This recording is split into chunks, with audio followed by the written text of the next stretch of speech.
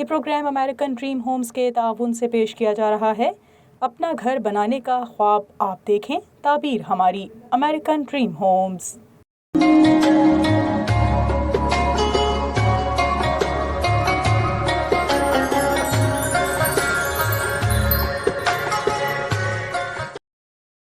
اعوذ باللہ من الشیطان الرجیم، بسم اللہ الرحمن الرحیم۔ ربی شرح لی صدری ویسر لی امری واحلل عقدۃ من لسانی یفقہوا قولی۔ السلام علیکم ورحمۃ اللہ وبرکاتہ۔ وائس آف ساؤتھ ایشیا کی رمضان ٹرانسمیشن بعنوان رحمت رمضان کے ساتھ میں مسز نصرت رانا ڈار آپ کی خدمت میں حاضر ہوں۔ ناظرین کرام، آج کا ہمارا موضوع ہے ماہ صیام اور خود احتسابی۔ جیسا کہ آپ کے علم میں ہے کہ ماہ رمضان ہر سال اپنی تمام تر فضیلتوں، برکتوں اور سعادتوں کے ساتھ اللہ رب العزت کی جانب سے ایک مقدس مہمان کے طور پہ ہمارے درمیان تشریف لاتا ہے، اور اس تمام ماہ مقدسہ کے دوران اللہ رب العزت کی رحمت، اس کی مغفرت اور اس کی بخشش کا دریا، اس کا دریائے رحمت ہر بندے پہ واہ ہوتا ہے۔ اور پھر یہ ماہ مقدسہ کہ جس میں ہم میں سے ہر ایک اپنے نصیب کی روحانی لذت اور راحت کو پا لیتا ہے۔ یہ ماہ مقدسہ کہ جس میں یہ کیفیت اس کائنات ارضی پہ موجود یقیناً ہر مسلمان کی ہوتی ہے کہ جب یہ مہینہ ہم سے رخصت ہونے کو ہوتا ہے تو ہم میں سے ہر ایک نہ صرف افسردہ اور آبدیدہ ہوتا ہے، بلکہ شاید یہ یکساں کیفیت ہوتی ہے۔ یوں محسوس ہوتا ہے کہ جیسے ہم سے ہمارا کوئی بہت عزیز، بہت پیارا بچھڑنے والا ہے۔ ناظرین کرام، یہ بات بڑی اہم ہے اور سوچنے کی ہے کہ ہم پہ یہ کیفیات، یہ احساسات کیوں وارد ہوتے ہیں، ہم ان محسوسات میں سے کیوں گزرتے ہیں۔ جواب یقیناً یہی ہے کہ بطور مسلمان ہماری اس ماہ مقدسہ کے ساتھ جو محبت، الفت، وابستگی اور وارفتگی ہے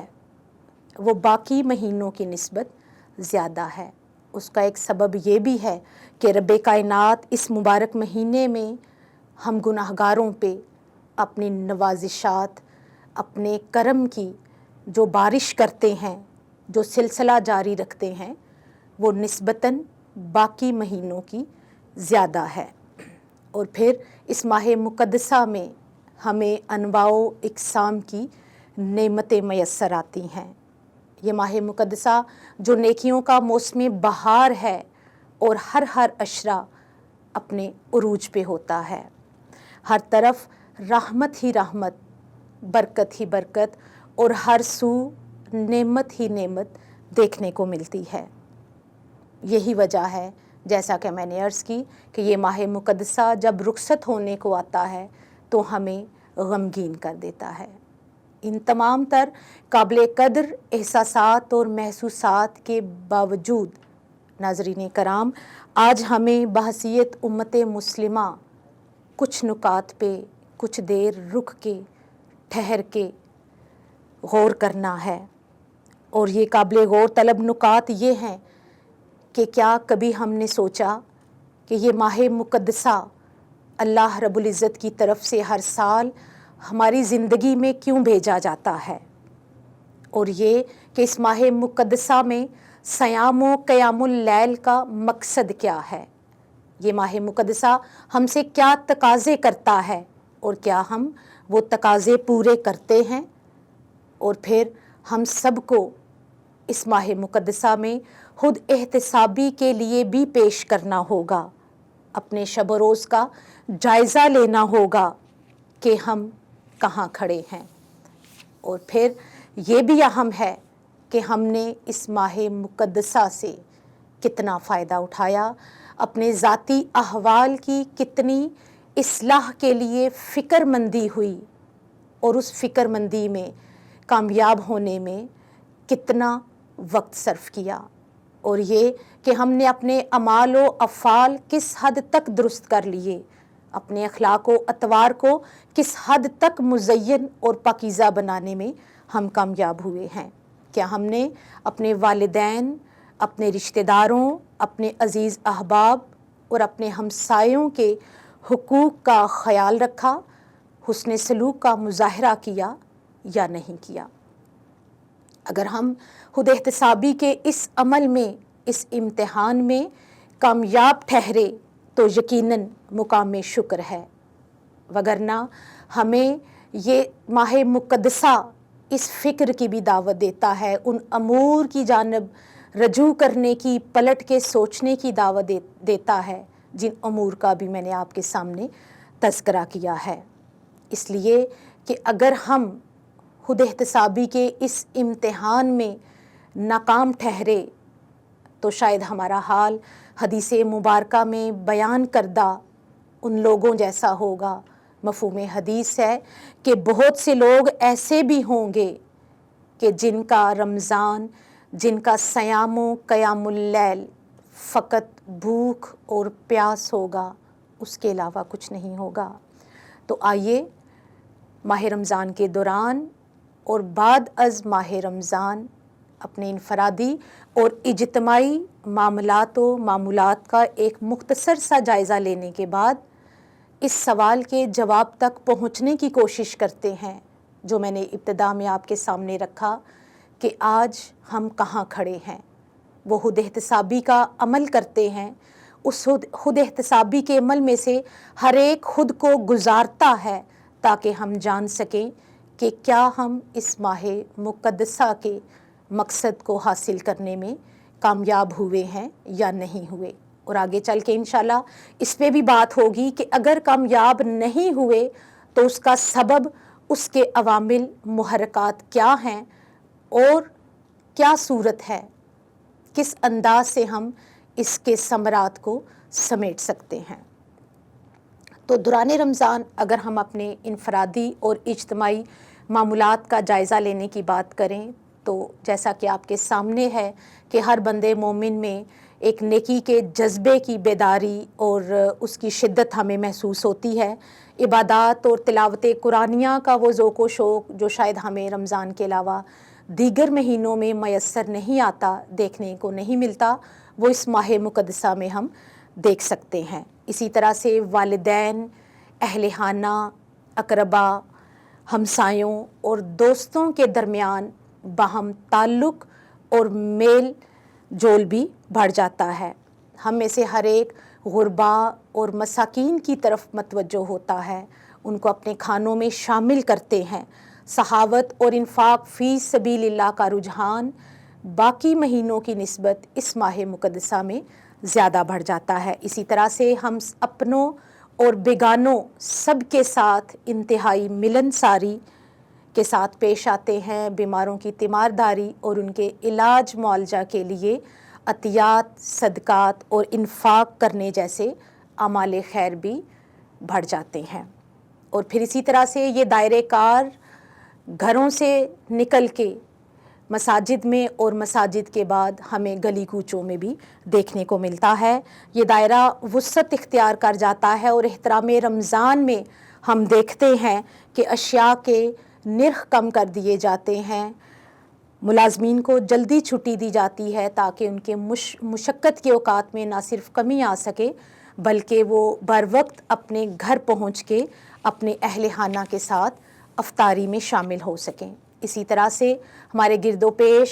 رمضان بازار کا انعقاد کیا جاتا ہے، نرخ پہ قابو پانے کی کوششیں ہوتی ہیں اور اگر کوئی تجاوز کرے تو ہم قانون کی گرفت میں آتے ہوئے بھی ایسے عوامل کو اور افراد کو دیکھتے ہیں۔ اس کے علاوہ ہمارے دائیں بائیں یہ مناظر بھی ہوتے ہیں کہ وہ اسلامی کتب خانے جو کہ پورا سال اپنے پڑھنے والوں کی راہ دیکھتے ہیں، قارئین کے منتظر رہتے ہیں،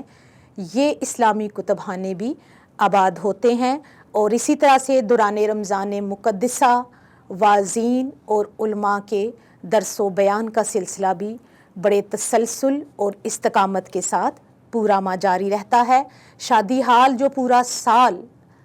ڈھول باجوں کی آواز سے گونجتے ہیں، بحمد تعالی رمضان کریم کے دوران ان شادی حالوں میں تلاوت قرآنیہ، درود و سلام اور نماز تراویح سے فضائیں معطر ہو جاتی ہیں۔ یہ ایک مختصر جائزہ ہم نے لیا کہ رمضان کریم کے دوران ہمارے انفرادی یا اجتماعی معمولات کیسے ہوتے ہیں۔ یہ ماہ صیام جب ہم سے رخصت ہو گیا تو یہ امت مسلمہ اب کس حال احوال کے ساتھ ہے۔ تو ناظرین کرام، یہ بابرکت ماہ صیام جب اپنے اختتام کو پہنچتا ہے تو شاید لوگ بھی اپنے معمول کی طرف واپس آ جاتے ہیں۔ طبیعتوں کی نرمی اور خوش مزاجی کم ہو جاتی ہے، لہجوں کی شیرنی اور مٹھاس کڑواہٹ میں بدلنا شروع ہو جاتی ہے۔ مساجد میں مؤذن، امام اور محلے کے چند ضعیف العمر افراد بیٹھ کے باقی نمازیوں کا انتظار کرتے ہیں۔ مسلمان کے گھروں کے مناظر بھی بدلتے نظر آتے ہیں۔ ان گھروں میں شاعر اسلام اور دینی تعلیمات معدوم ہوتی چلی جاتی ہیں۔ پھر اسی طرح سے کوچوں بازار کی بات کریں تو ان میں چہل پہل تو باقی رہتی ہے، لیکن لوگوں کے احساسات میں ہم واضح طور پہ تبدیلی دیکھ سکتے ہیں۔ ناظرین کرام، ان تمام احوال کا جائزہ لینے کے بعد ذہن یہ سوچتا ہے کہ ہم نے اس ماہ مقدسہ کو پایا، اس کی برکتوں کو سمیٹنے میں لگے رہے، لیکن کیا وجہ کہ ماہ صیام رخصت ہوا، ہمارے حال احوال بدل گئے، ہمارے شب و روز بدل گئے، اس کی کیا وجہ ہے؟ تو آئیے اس کی وجہ جاننے کی کوشش کرتے ہیں کہ آخر کیا عوامل ہیں کہ امت مسلمہ اس روحانی ریفریشر کورس کے بعد بھی انفرادی اور اجتماعی طور پہ اپنی زندگیوں میں کوئی انقلاب، کوئی بڑی تبدیلی رونما نہیں کر سکتی۔ وہ تبدیلی جس کا اسلام ہم سے تقاضا کرتا ہے۔ تو ناظرین کرام، اس کی بنیادی اور پہلی وجہ تو یہ ہے کہ ہم نے اسلام کے اس فلسفہ صوم کو سمجھنے کی کوشش ہی نہیں کی۔ جب سمجھا نہیں تو یقیناً اسے اپنی عملی زندگی میں نافذ کرنے میں بھی ہم ناکام رہتے ہیں۔ اب وہ فلسفہ صوم کیا ہے؟ اللہ رب العزت کلام مجید میں ارشاد فرماتے ہیں کہ اے لوگو، اپنے رب کی عبادت کرو جس نے تمہیں پیدا کیا اور جو تم سے پہلے تھے، تاکہ تم پرہیزگار بن سکو۔ پھر ایک اور مقام پہ فرضیت روزہ کی بات کرتے ہوئے اللہ رب العزت نے ارشاد فرمایا کہ اہل ایمان، تم پہ روزے فرض کیے گئے جیسے تم سے پہلی اقوام پہ فرض کیے گئے تھے، تاکہ تم متقی پرہیزگار بن سکو۔ تو ناظرین کرام، پیش کردہ ان دو آیات مقدسہ میں، ان کے آخری حصے میں تقویٰ کی ہی بات کی جا رہی ہے۔ تو ناظرین کرام، پتہ یہ چلا کہ اللہ رب العزت دیگر عبادات کے ساتھ ساتھ روزے جیسی بدنی عبادت سے بھی جو انسان کی، بندے مومن کی ذات میں صفت مقصود چاہتے ہیں، وہ تقویٰ کا پیدا کرنا ہے۔ یہ تقویٰ کیا ہے؟ تقویٰ ایسی کیفیت کا نام ہے جو بندے کو اللہ رب العزت کی نافرمانی سے روک لیتا ہے، اور عملاً بندے مومن کو اللہ رب العزت کی آشنائی نصیب ہوتی ہے۔ یعنی اس انسان کا، بندے مومن کا ہر عمل اس بات کی گواہی دیتا ہے کہ اسے اللہ سے تعلق ابدیت حاصل ہے۔ اگر ایک جملے میں بات کی جائے تو تقویٰ بندے مومن میں فَإِنِّي قَرِيبٌ کے احساس کو بیدار رکھتا ہے۔ سورہ بقرہ کی اس آیے مبارکہ میں جو آپ کے سامنے میں نے پیش کی، جس تقویٰ کی بات کی جا رہی ہے، ایک اور مقام پہ اسے بہترین زاد راہ بھی کہا گیا۔ پھر آگے چل کے سورۃ الاعراف میں اللہ رب العزت نے تقویٰ کو بہترین لباس کہا گیا، بہترین لباس قرار دیا۔ اس کی مثال اس طرح سے ہے کہ جس طرح انسان اس عالم دنیا میں موسم کی شدت سے، موسم کے اثرات سے خود کو محفوظ رکھنے کے لیے اور ماحول کی آلودگیوں کو بچانے کے لیے لباس کا استعمال کرتا ہے،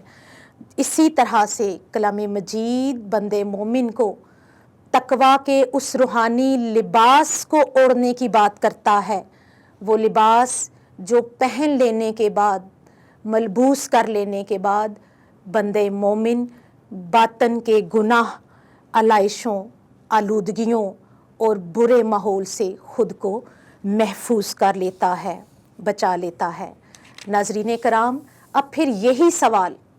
کہ ماہ صیام کے گزر جانے کے بعد بھی ہمارے حال، احوال،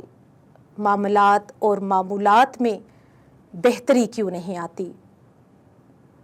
تو بات یہ ہے کہ انسان جس طرح رمضان المبارک میں